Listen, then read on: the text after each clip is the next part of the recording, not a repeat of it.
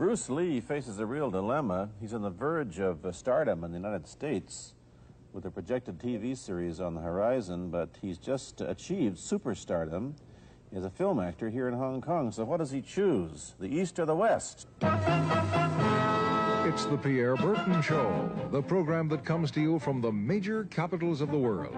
This edition comes to you from Hong Kong.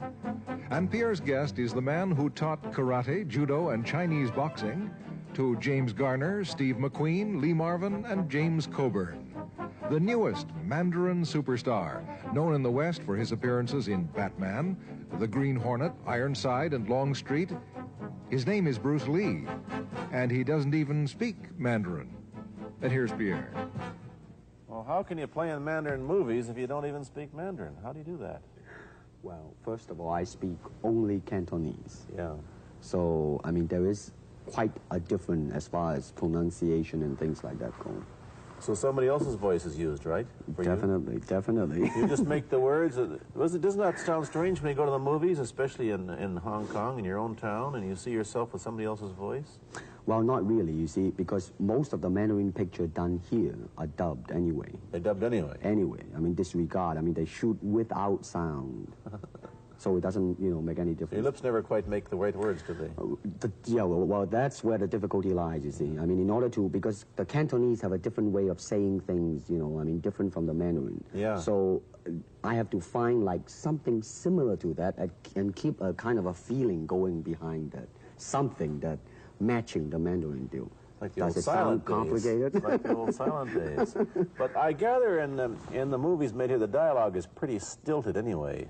Yeah, I agree with you. I mean, see, to me, a motion picture is motion. Yeah.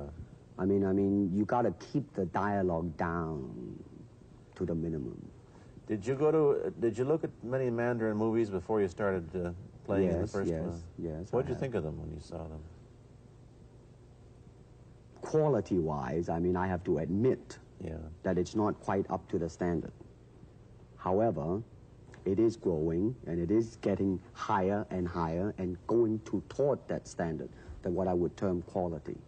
They say the secret of your success in that movie, The Big Boss, which was such a success, and rocketed you to stardom in Asia, was that you did your own fighting. Well, I mean, definitely in the beginning, I had no intention or whatsoever that what I was practicing and what I'm still practicing now would lead to this to begin with. But martial art has a very, very deep meaning as far as my life is concerned, because as an actor, as a martial artist, as a human being, all these I have learned from martial art. Maybe for our audience who doesn't know what it means, you might explain exactly what you mean by martial art. Right. Martial art include all the combative arts like karate or karate, judo, Chinese kung fu or Chinese boxing, whatever you call it. All those. You see, like Aikido, Korean, I can go on and on and on. But it's a combative form of fighting. I mean, it's not, some of them became sport, but some of them are still not. I mean, they use, for instance, kicking to the groin, jabbing fingers at the eyes and things like that. No wonder you're successful in the Chinese movies. They're full of this kind of action anyway. They needed a guy like you could... Violence, man. So you didn't have to use a double when you moved into the motion picture world here. You did it all yourself. Right. Can you break 5 or 6 pieces of wood with your hand or your foot? I'll probably break my hand and foot. But tell me a little bit... you set up a school in Hollywood, didn't you, for people like James Garner and Steve McQueen and the others? Yes. Why would they want to learn Chinese martial art? Because of a movie role?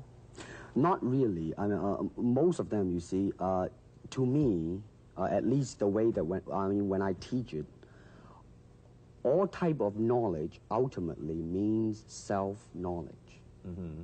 So therefore, they are coming in to, and ask me to teach them not so much of how to defend themselves or how to do somebody in. Rather, they want to learn to express themselves through some movement, be it anger, be it determination, or whatsoever. So in other words, what I'm saying, therefore, is that he is paying me to show him in combative form the art of expressing the human body. Which is acting, in a sense, isn't it? Well, or it would be a useful tool for an actor to have. It's, I mean, it might sound too philosophical, but it's unacting acting or acting unacting. If you've lost me. I have. Right? So what I'm saying, actually, you see, I mean, it's a combination of both. I mean, here it is the natural instinct, and here is control. You are to combine the two in harmony. Not if you have one to the extreme, you will be very unscientific. If you have another to the extreme, you become all of a sudden a mechanical man, no longer a human being. So it is a successful combination of both. So therefore, it is not only, so therefore it's not pure naturalness or unnaturalness. The ideal is unnatural naturalness or natural unnaturalness. Yin yang, eh? Right, man, that's it. One of your students, James Coburn, played in a movie called Our Man Flint, in which he used karate. Is that what he learned from you? He learned it after. Oh, he went yeah. After he played in Our Man Right, Flint. right. You see, actually, I do not teach, karate because I do not believe in styles anymore. I mean, I do not believe that there is such thing as like Chinese way of fighting or the Japanese way of fighting or whatever way of fighting, because unless human beings have 3 arms and 4 legs, we will have a different form of fighting. But basically, we have only 2 hands and 2 feet. So styles tends to not only separate man, because they have their own doctrines, and then the doctrine became the gospel truth, that you cannot change, But if you do not have styles, if you just say, well, here I am, as a human being, how can I express myself totally and completely? Now, that way, you won't create a style, because style is a crystallization, that way, it's a process of continuing growth. You talk about Chinese boxing. How does it differ from, say, our kind of boxing? Well, first we use the feet. That's and then start. We use the elbow. And you use the thumb? You name it, man. We use it all. You have to, you see, because, that is the expression of the human body. Everything, not just the hand. And when you're talking about combat, well, if it is a sport, now you're talking about something else. You have regulations, you have rules. But when you're talking about fighting as it is, no rules. With no rules. Not real fighting. Well, then, baby, you better train every part of your body. And when you do punch, now I'm leaning forward a little bit, hoping not to hurt any camera angle. You got to put the whole hip into it and snap it and get all your energy in there and make this into a weapon. I don't want to tangle you in any dark that right now. You came at me pretty fast there. What is the difference between Chinese boxing and what we see these young men doing at 8 o'clock every morning on the rooftops in the parks called shadow boxing, which they're always... Well, actually, you see, that is part of Chinese boxing. It is. There are so many schools, different Everybody schools. here seems to be, going like this all the time. Well, that's good. I'm very glad. I'm very glad to see that, because at least somebody is caring for their own body, right? Yeah. That's a good sign. Well, it's a kind of a slow form of exercise, which is called Tai Chi Chuan. I'm speaking Mandarin just now. Yeah. Cantonese, Tai Chi Chuan, okay? I see. And it's more of an exercise for the elderly. Not so much for the young. Give me a demonstration. Show me. Can you do a little bit of it? Just so hand-wise, it's very slow. Oh, is it? And you push it out, but all the time you are keeping the continuity going. Bending, stretching, everything. You just keep it moving. It's like a ballet dancer there. Yeah, it is. To them, you see, the idea is running water never grows stale. So you got to just keep on flowing. Of all your students, famous, James Garner, Steve McQueen, Lee Marvin, James Coburn, Roman Polanski, which was the best? Who adapted best to this Oriental form of exercise and defense? Well, Depending, okay? Now, as a fighter, Steve McQueen, now, he is good in that department because that son of a gun got the toughness in him. Yeah. I mean, see it on the screen. I mean, he would say, all right, baby, here I am, man. You know, and he'll do it. Yeah. Now, James Coburn is a peace-loving man. I met him. Right? I mean, Yeah. you've met him. I mean, he's really, really nice. I mean, super mellow and all that. I mean, you know, I mean, now, he appreciates the philosophical part of it. Therefore, his understanding of it is deeper than Steve. So it's really hard to say. You see what I'm saying now? I see. I mean, it's different. So that's, I mean, depending on what you see in it. Interesting that we don't, in our world, and haven't since the days of the Greeks who did, combined philosophy and art with sport. But quite clearly, the Oriental attitude is that the three are facets of the same things. Man, listen, you see, really, to me, okay, to me, ultimately, martial art means honestly expressing yourself. Now, it is very difficult to do. I mean, it is easy for me to put on a show and be cocky and be flooded with a cocky feeling and then feel like pretty cool and all that. Or I can make all kinds of phony things, you see what I mean, blinded by it. Or I can show you some really fancy movement. But to express oneself honestly, not lying to oneself, and to express myself honestly, now that, my friend, is very hard to do. And you have to train. You have to keep your reflexes so that when you want it, it's there. When you want to move, you're moving. And when you move, you are determined to move. Not taking 1 inch, not anything less than that.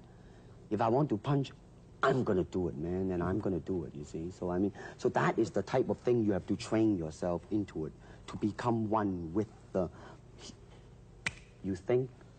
After he left the University of Washington, where he studied, of all things, philosophy, if you can believe that. He did, but that, perhaps you understand why the two go together from the first half of this program. But I'm told that you got the job on the Green Hornet, where you played Cato the chauffeur, mainly because you're the only Chinese-looking guy who could pronounce the name of the leading character, Britt Reed. I meant that as a joke, of course. And it's a heck of a name, man. Yeah. I mean, every time I said it at that time, I was super conscious. I mean, really now, that's another interesting thing, huh? Let's say if you learn to speak Chinese. Yeah. And it's very, I mean, it's not difficult to learn and speak the word. The hard thing, the difficult thing, it's behind what is the meaning, what brought on the expression and feelings behind those words. Like when I first arrived in the United States, and I look at a Caucasian, and I really would not know whether he was putting me on or is he really angry, because we have different way of reacting to it. See, those are the difficult things, you see. It's almost as if you came upon a strange race where a smile didn't mean what it does to us. In fact, a smile doesn't always mean the same, does it? Of course not. Yeah, I just thought of that. Bruce Lee had a bit part, or a supporting role in the Longstreet series, and this had an enormous effect on the audience. What was it? The title of that particular episode of Longstreet is called The Way of the Intercepting Fist. Now, I think the successful ingredient in it was because I was being Bruce Lee. Yourself? Myself, right. And did that part, just express myself, like I say, honestly express myself at that time. And because of that, I brought, you know, favorable mentioning in, like, New York Times, which says, like, the Chinaman, who incidentally came off quite convincingly enough to earn himself a television series, and so on and so on and so forth. Can you remember the lines by Sterling Siliphant, the key lines? He's one of my students, you know that? Was he too? Yes. You've had everybody as your student. But you read, there were some lines that expressed your philosophy. I don't know if you remember them or not. Oh, I remember that. I said, this is what it is, okay? I said, empty your mind. Be formless, shapeless, like water. Now, you put water into a cup, it becomes the cup. You put water into a bottle, it becomes the bottle. You put it in a teapot, it becomes the teapot. Now, water can flow, or it can crash. be water, my friend. Like that, you see? No, I see. I get the idea. I get the power behind it. There's a pretty good chance that you'll get a TV series in the States called The Warriors, in which you use what? The martial arts well, in a Western setting? That was the original idea. Now, Yeah. Paramount, you know, I did Longstreet for Paramount, and Paramount wants me to be in a television series. On the other hand, Warner Brother wants me to be in another one, but both of them, I think, they want me to be in a modernized type of a thing. And they think that Western idea is out. But you would you want to do the Western, eh? I want, because you see, I mean, how else can you justify all these punching and kicking and violence except in the period of the West? I mean, in nowadays, I mean, you don't go around on the street kicking people or punching people. Because if you do,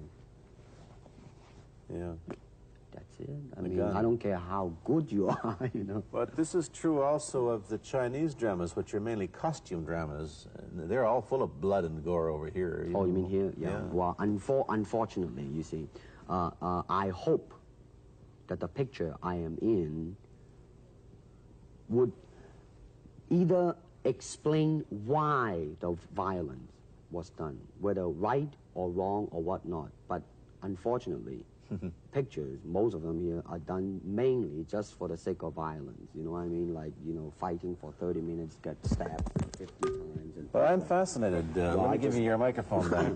I'm fascinated that you came back. I am a martial artist. You came back to Hong Kong on the verge of success in Hollywood and full of it. And suddenly, on the strength of one picture, you become a superstar. Everybody knows you. You have to change your phone number. You get mobbed in the streets. Now, what are you going to do? Are you going to be able to live in both worlds? Are you going to be a superstar here, or one in the States, or both? Well, let me say this. First of all, the word superstar really turned me off, and I'll tell you why. Because the word star, man, is an illusion. It's something what the public calls you. You should look upon oneself as an actor, man. I mean, you would be very pleased if somebody say, hey, man, you are a super actor. It is much better than, you know, superstar. Yeah, therefore, you've got to admit that you are a superstar. You're not going to, if you're going to give me the truth. I am now. I'm honestly saying this, okay? Yes, I have been very successful. Yeah. Okay? But I mean, I think the word star is I mean, I do not look upon myself as a star. I really don't. I mean, believe me, man, when I say it.